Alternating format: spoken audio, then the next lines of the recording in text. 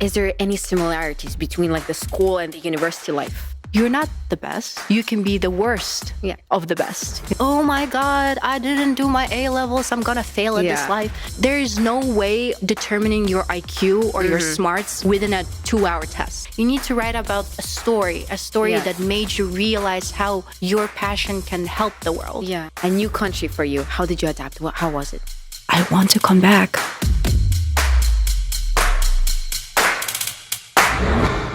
Welcome, dear Spectrum podcast listeners. Today is our first episode, and today we have a very special guest. It's a Spectrum alumni, Aiganym Zholzhaksy, and she just came back from her first semester at Boston University. Hello. How do you feel? I feel great. Thank you. Is this your first time being in a podcast? Yes. Oh, that's incredible. I'm really happy to be your first interviewer. So you got into one of the most competitive, prestigious colleges on our planet Earth.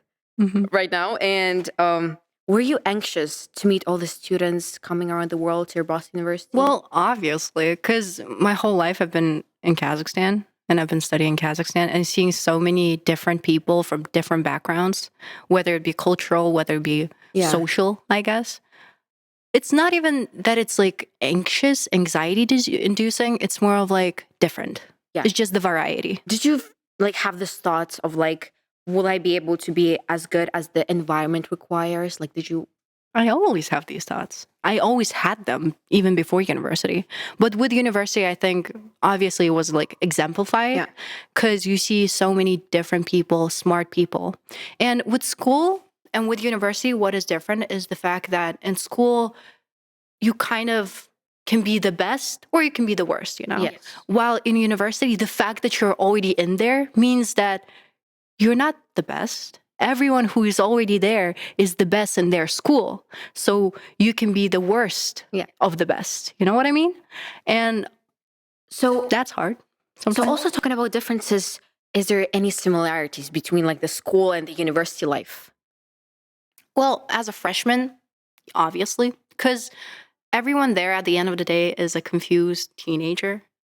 We're still kind of the childish seniors of high school who sometimes want to be like the frat bros or they want to be like the popular ones. And you can see the similarities in that sense. But, So did your nervousness kind of reduce when you like, for example, you finished your first semester and maybe you already like you adapted to this environment? Is it easier for you than it was at first? Yeah, of course. Because I found my friends. I found my people who I click with. I found the thing that I'm passionate about. I found clubs that I'm interested in. And it helps. Obviously, it helps. Because you kind of start to build your own networking system where you're like, yeah, this is what I am comfortable with. This is what I'm comfortable with. Yeah, so talking about school life, how did Spectrum... Hated it. How did Spectrum help you in building your college career?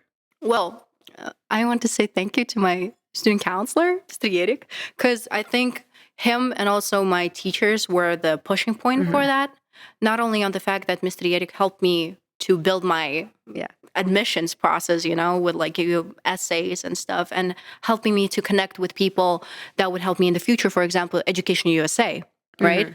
The school connected me to it. And Education USA helped me with like essays, helped me to write the most that I could about myself. For example, I worked with UNICEF, and instead of writing, I worked with UNICEF for 2 years, I wrote about the fact that I was doing projects and I was like the co-founder of whatever, which obviously seems a little bit more interesting. So how did you choose your major? Because your major is very, very interesting.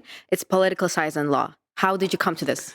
Well, again, coming back to like teachers, I think my history teachers and my English teacher in particular were the ones who kind of ignited that passion in me for history and for language. And I think with history, because like history is cyclical and whatever, the door for politics kind of opens to you because there's always the questions of like arguing what is wrong and what is right, of like what is the best solution for whatever social problem there is. And I think that's interesting. And why America, adding to the question, is the fact that America is like the cradle of politics, is the cradle of democracy almost. So I think that's why. So how did you, we all know that it's never as perfect as it seems to be. You've been accepted to a lot of universities, but I know that there were some universities that you might have been rejected from. So how Yeah. did you feel? How did you cope with being rejected from some type of universities? Well, I kind of had that mindset of like, what changes if I'm sad, you know? What changes if I'm gonna cry about it? Nothing. I'm still rejected, you know? Yeah. So I might as well focus on the universities that did accept me and make the most out of that.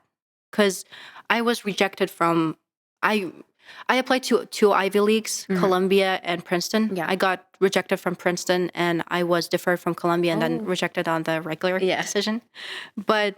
And instead of focusing on that, I was like, okay, it's fine. It's obvious because those are Ivy Leagues. Yeah. I'm going to focus on the universities that did accept me, that gave me scholarships Yeah, and stuff. Of course. And I think that's why I didn't spiral into like hating myself or depression or whatever.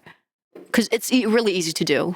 Because especially on the fact that universities tend to reject you back to back, back to Yes. back, that you only almost think about the fact that, oh, nobody's going to accept me. Because I got already rejected from like 5 universities out of 10 that I applied to.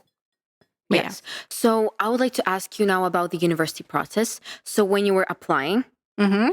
what is the structure? Because I don't really know much about that. And if you would like to explain about that. Ugh, it's a long list of a lot of bureaucratical things that you need to do. The starting point is obviously when it comes to America, a lot of universities ask for essays. Particular, the one that I hate the most and the most basic one is the why us essay. Yeah. For Yeah, I example, heard if you're about that. applying to like Harvard, you need to explain why Harvard, you know. And then there's the personal statement essay where you write about yourself and what are you passionate about and stuff. And then there is the Common App, you know, the Yes. application system itself, where you write about your extracurriculars, your academic stuff. Yeah. And it's stressful, obviously, because it's not a process that you can end within a day. It's not a process that you can end within a week. It takes months, even years, to accumulate all that information that you can then use, you know? Yeah. Yeah. And so do you have any tips maybe or advices that you would love to give to high schoolers that are applying to universities right now? They're stepping into the new chapter of their life. What would you say to them? Maybe some advice. I would say don't stress. Like, in a sense of, I remember, fun fact, I didn't do SATs and I didn't do A levels. Oh, so, really? But I think that was like the point that I was mostly hating myself because I was like, oh my God, I didn't do my A levels. I'm going to fail at this Yeah. life. And that is stupid. Yes, I know a lot of people say that SATs and IELTS, oh my God, these are the most important things in your life. If you're not going to do this, no one is going to accept you. You're not going to get into any good university. Girl, what is the main camera? This one or that one? This one. More and more universities are becoming test optional permanently. For example, Columbia and NYU. So Oh. you can like stop stressing about SATs because more and more universities start to understand that the fact that there is no way of like determining your IQ or your smarts within a 2-hour test. Yeah. You know, and plus more and more universities are becoming more holistic. You know, Yeah. so I think instead of thinking about the fact of how I'm going to write this math problem, even though I'm not a maths person at all, Yes. you can focus on your strengths. To be fair, it can be challenging sometimes, depending on the university. For example, universities that are very academically focused, like Johns Hopkins and Duke, it can be very hard to get accepted to those because those are the ones who look at your grades and look at your academic achievements. But universities such as, again, Harvard, they're more holistic. Yeah. And they look at you as a person. They look at your character and they look at how you can give to this university more than just academic achievement. Because let's be real, all people there are smart enough. Yeah. All people there are good enough to be there. But can they really make the Harvard University better than it already is? Or are they just going to be there for 4 years, you know? Yes. And I think that is why a lot of universities write about like the stupid questions of like why us Yeah. and stuff and how can you change this university? By the way, talking about essays for universities, is it hard to write them, especially the ones where the personal statements where you're supposed to talk about yourself, talk about your achievements? Is that really hard? Kind of, because you're almost selling yourself. Oh. Like, you need to commercialize that. You cannot write about the fact that, oh, I like bioengineering because I really like biology and maths. Yeah. Because it's obvious. You need to write about a story Yeah. that made you realize how your passion can help the world. Yeah. For example, with me, funnily enough, my personal statement is nothing about my major. Oh. I didn't write about the fact that, like, oh, I want to become a politician. Yeah. It was about the fact that I helped kids with cancer by being an English student for 3 months. Oh, really? And I showed in that essay how I can be a good leader, how I can be compassionate, and how I can change somebody, in a Yes. sense of like make them believe in themselves. And I think that is one of the most important points that universities look at. They don't want just kids, smart kids, even, Yes. or rich kids. They want kids who are passionate. They want kids who are willing to change something in this world because there's a lot to be changed. So talking about change, do you have any idea of what you're going to do after your university life? I believe you're going to pursue your major, but do you have like do you see yourself specifically in some field of what you're going to be doing? Well, I'm planning to go to law school after my university. So it's like magistratura, Yeah. but it's not. And I think what I really want to do is make people believe in themselves, make people really understand their potential, especially Massachusetts, where Boston is. I find a lot of like social issues, right? Or like political issues that I Yes. really want to put something into, like from myself, from Yeah. my perspective. Even though I am not really a citizen, I'm an immigrant, right? Yeah. I'm a woman, I'm an immigrant, I'm a person of color.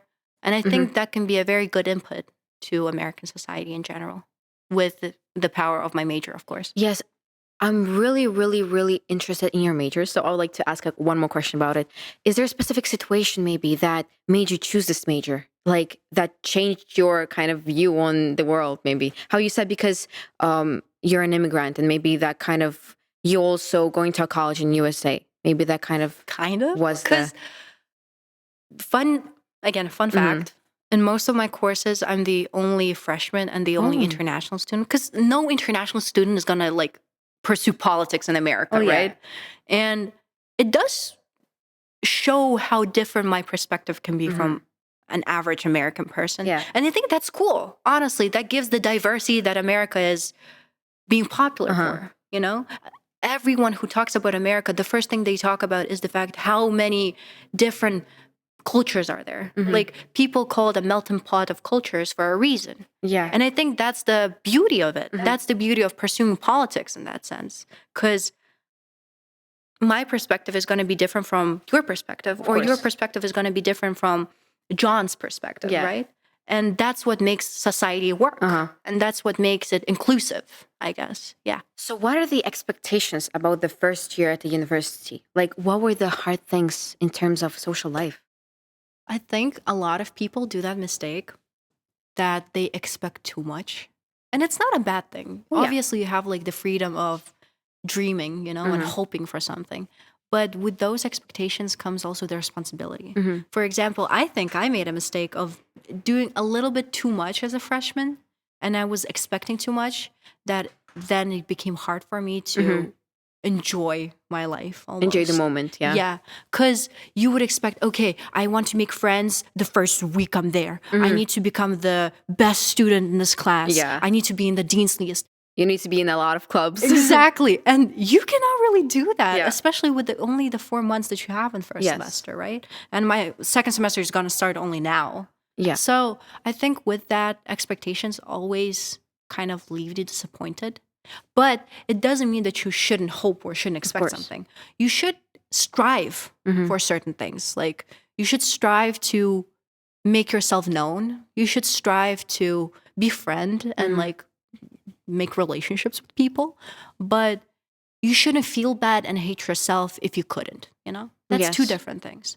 So for your whole life, you studied in Kazakhstan, right? In your hometown.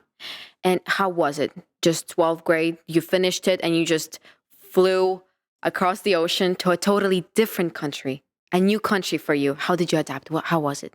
It was hard because I before university, I was the one who was judging all the people who were like, how do you want to, like, why do you want to come back to this, like, Kazakhstan, Yeah. you know? But when I was in Boston, I was like, I want to come back. It's because it's the comfort zone, you know? Yeah. It's like where you feel safe. You know everybody, you know how everything works. Yeah. You know the people, you know? But in Boston, it's different. Everywhere it's different. And it did get hard sometimes, but you can overcome it. The beauty of being a human, I guess, is the fact that you can adapt. It's flexibility. But also, you need to be able to open up yourself to new stuff. If you're going to be the one, it's actually a thing that happens in university a lot, especially as a first-year student. Everyone who is coming from a certain country, for example, if you're coming from China, you'll only talk to Chinese people. Well, yes, of course. Yeah, because it's really hard to understand the fact that, oh, I need to like befriend every other culture now, you know? Yes, especially if you're just coming from a Chinese school and there wouldn't be any different nationalities, and that would be really something hard for you to adapt to. Exactly. And that's what I mean. That's what I mean when I say you need to open yourself up. You need to be able to change. Yes. You know? And I think that's one of the most exciting parts of university as well. Because even though it can be hard, even though there's like homesickness and whatever, at the end of the day, you're in a new country. Yeah. You're in a new environment. You're with new opportunities, with new dreams and hopes. And nobody knows what future holds. Of course, yeah. And I think that's the fun part of it. Talking also about life in Boston, how is it there? Like, describe it to us. Well, again, as an ambassador of Boston University, of course it's amazing. Not only because it's American, whatever, one of the best universities, but also it's the school academically driven environment. Because as we know, Harvard is there. Yes. MIT it's a is university there. city. Yeah. Northeastern is there. Suffolk, whatever, UMass Amherst, everything is there. So even if you don't want to, you're going to stumble upon other students and you're going to stumble upon opportunities, which I think is really great if you know how to work with it. If you're able to like work with the opportunities that the university gives you, other people give you, you're going to do a lot of great things in there. You're going to really become stronger as a person, I think. So how I was talking about your social life. So about the students that you met, I guess they're all from different countries, which means they're different nationalities.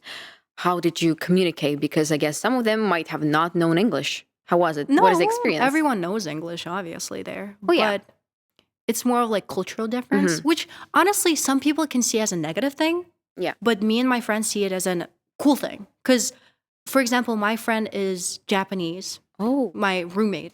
Oh. And I find so much new information and so many like fun, interesting facts about Japan that it's really interesting to know. And same goes to my American friends. I have a friend named Ella. Hello, Ella. And she taught me a lot of like American culture, I guess. And I, in return, show them my culture because I am a person from Kazakhstan. I'm a Russian speaking, but also Kazakh speaking, but also English speaking. And also I can befriend Turkish people because we kind of have the same mentality, and also Russian people. I think that's the fun part of it. And I think that's the fun part for specifically Kazakh people because we're diverse within ourselves, within our culture. And us going to new cultures is just going to amplify it. It's just going to make it more diverse and more spread out, which I think is a great thing. Yeah, of course. So the teachers in your Boston University, your classes, professors, if you'd like to talk about that, because I think we're really interested in that. Well, no tea, no shade. They're smarter than school teachers. Like, you just say that they're different, maybe. Yeah, they're different in the sense that they're professionals. Yeah. They're professional in their specific niche. For example, I have like my Introduction to International Relations professor who only lives and breathes with the international relations topic, which is amazing, their honestly. Life, yeah. Because they teach you a lot, not only about the subject itself, but also about how it can be used in a professional sense and how you can like make something out of it, which I think is good. Yes. Okay, so the people out there in Boston, what do they think of Kazakhstan? Do they even know where Kazakhstan is located, maybe? I wouldn't say that. Oh, A lot of people know Kazakhstan through Borat. oh yeah. And in US, it's like a comedy humor Yes, thing. And yes. for us, it's obviously offensive. Yeah, It's kind like- of. But overall, they're very open-minded, which is great. Mhm. And if I'm gonna talk about the fact that I don't really like you associating me with Borat, Yeah. they're gonna understand it. Of course. But overall, they are now really educated in that sense. But honestly, that's great because then there is people like you and me who can go there and show Kazakhstan and its full potential. Of course. You know?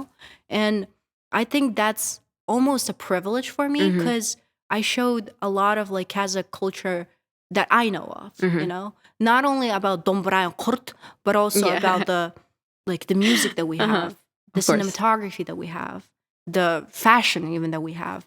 And I think that's pretty cool to be able to share something new with people that they never knew of, you know? Yes, and also talking about the people, do you have this type of like sense of community maybe in Boston University that you maybe do some activities, maybe go together? Is there like gatherings maybe or something like that? Oh, I would say university. I don't know about other universities, but my university does everything for you to like show yourself, Oh. for you to make friends, and for you to just be in the community. Yeah. Even right now, I'm going back to Boston, and there's like 5 different activities in the first week. Oh, that's amazing. And yeah, it is because of that, you can not only make friends in your own niche of like your classes and whatever, your dorm, but you can also make friends out of the blue Yeah. that can be in a different major and a different dorm than you are, but you can still contact them and still call them friends.